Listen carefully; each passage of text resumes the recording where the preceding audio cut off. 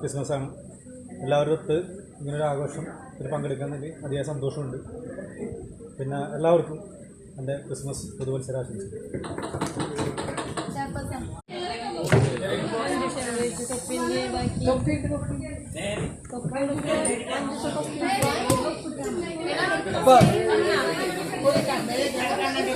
നമ്മളുടെ new year Christmas ആഘോഷം തുടരുകയാണ്.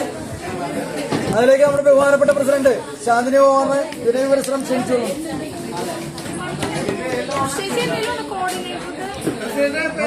തുടങ്ങിയിട്ട്